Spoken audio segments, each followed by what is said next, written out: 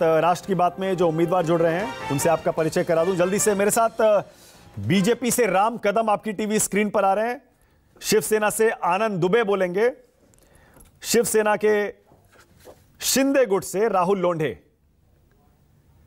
मेरे साथ अशोक वानखेड़े हैं, सीनियर जर्नलिस्ट हैं, महाराष्ट्र की राजनीति पर बहुत पैनी नजर रखते हैं, पकड़ रखते हैं। डीके दुबे भी मेरे साथ जुड़ गए हैं, जाने माने वकील हैं और संविधान विशेषज्ञ हैं। आप सभी का स्वागत। दुबे जी, आप ही से शुरू करूंगा क्योंकि पिछले कुछ दिनों से जो चर्चा दुबे जी हो रही है वो ये हो रही है कि ये इलेक्शन सिंबल जो बांटे जाते हैं, किस आधार पर बांटे जाते हैं, और ये दो दो तीन तीन जो सब लोग अपने ऑप्शन देते हैं उसमें से दो तो पहले ही बाहर हो गए क्योंकि दो कॉमन थे, और भी बताया जा रहा है कि शायद धार्मिक चुनाव चिन्ह थे वो इसलिए नहीं दिए गए।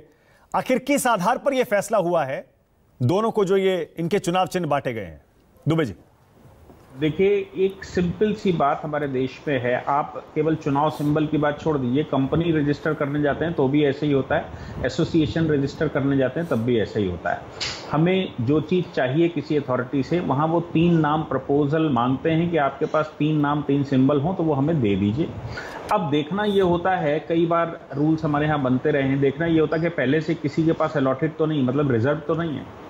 इसके अतिरिक्त कहीं ऐसा तो नहीं है कि कोई सिंबल डायरेक्टली पूरे देश में देश की भावना को इफेक्ट कर रहा हो। जैसे आपको याद होगा कि इंदिरा नेहरू गांधी वर्सेस राजनारायण के केस में गाय और दूध पीता हुआ बछड़ा सिंबल दे दिया गया था, फिर वो चैलेंज हुआ था और चैलेंज करके सुप्रीम कोर्ट तक मामला आया तो ये कहा था हाँ ये जनभावनाओं को इफेक्ट करता है सीधा, और ये फ्री एंड फेयर इलेक्शन के लिए ठीक नहीं है।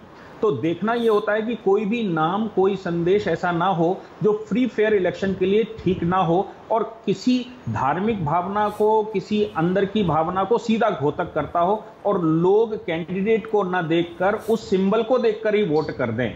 ये सारी चीजें पहले से देखी जाती हैं। उसके बाद प्रपोजल जो आपने दिया है उसमें कुछ रिजेक्ट कर दिए जाते हैं, कुछ प्रपोज किए जाते हैं। अगर नहीं उनके पास होता है तो फिर वो अपनी तरफ से प्रपोजल देते हैं कि भाई ये हमारे पास और हैं, इनमें से चाहें तो आप चूज कर सकते हैं। फिर दोनों के बीच में एक नेगोशिएशन टाइप का होता है कि भाई ये सिंबल हमारे लिए ठीक होगा, प्रपोजल दिए जाते हैं। और जब चुनाव आयोग को ये लगता है कि नहीं ये सिंबल हम दे सकते हैं और इससे हमारे कोड ऑफ कंडक्ट पर कोई सिंबल रूल्स जो बने हुए हैं, सिंबल ऑर्डर 1968 है, सिंबल ऑर्डर 1968 से कोई इफेक्ट नहीं पड़ता, मतलब उसकी भावनाओं के अनुरूप है, तो फिर सिंबल अलॉट कर दिया जाता है। और अगर पार्टी कहती है कि सिंबल हमें नहीं चाहिए तो फिर बार बार प्रपोजल दिए जाते हैं। एटलीस्ट बड़ी पार्टियों को तो दिए ही जाते हैं, छोटी पार्टियों का तो मैं नहीं बता सकता, लेकिन बड़ी पार्टियां तो एक बार नेगोशिएट करती हैं, बात करती हैं कि मुझे क्या चाहिए और आप क्या दे सकते हैं, और ये बेस रहता है।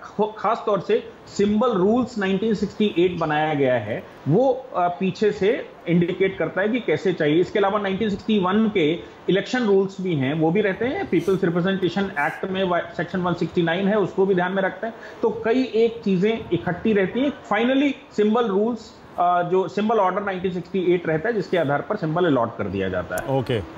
और दुबे जी, ये लड़ाई अभी थमी है क्या, या अभी और तेज होने वाली है? जाहिर है ये जो नाम और सिंबल मिले हैं ये टेम्परेरी तौर पर मिले हैं, क्या ये परमानेंट भी हो सकते हैं क्या? क्योंकि संविधान पीठ और इलेक्शन कमीशन का काम अभी खत्म नहीं हुआ है।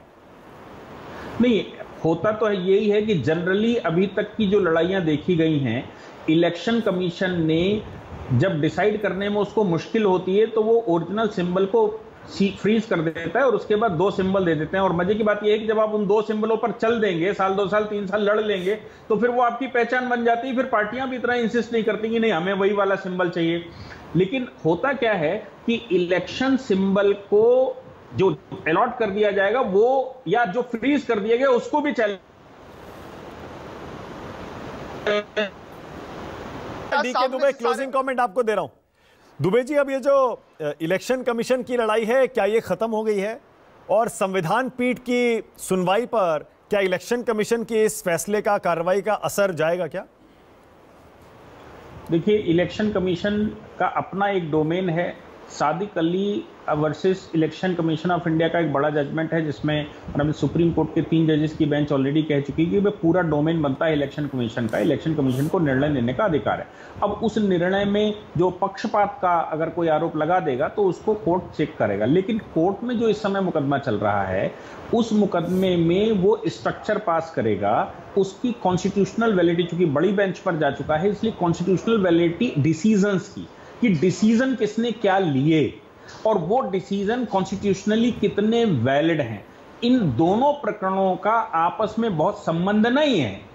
हाँ, वो अलग बात है कि जैसे दिल्ली हाई कोर्ट गए हैं उद्धव जी, और दिल्ली हाई कोर्ट में उन्होंने चैलेंज किया कि भाई हमारा फ्रीज क्यों कर दिया। अब वो हाई कोर्ट से होते वो अलग पिटीशन जाएगी, और ये जो प्रकरण चल रहा है ये अलग प्रकरण चलेगा। इन दोनों का आपस में बहुत ज्यादा संबंध नहीं है, क्योंकि ऑलरेडी सुप्रीम कोर्ट ये कह चुका है, ऑलरेडी सुप्रीम कोर्ट कह चुका है कि भाई इलेक्शन कमीशन का डोमेन बनता है, हम उनको रोक नहीं सकते, उनका अधिकार है ये, और कॉन्स्टिट्यूशनली उनका अधिकार है, इसलिए इलेक्शन कमीशन की कार्रवाई चलने दीजिए, इलेक्शन कमीशन से की कार्रवाई पर हमें कोई फर्क नहीं पड़ता। ये कह चुके हैं वो। ओके, मतलब मोटे तौर पर सरकार गिराने और सरकार बनाने का जो मामला है वो सुप्रीम कोर्ट की संवैधानिक पीठ में चलेगा, और शिवसेना किसकी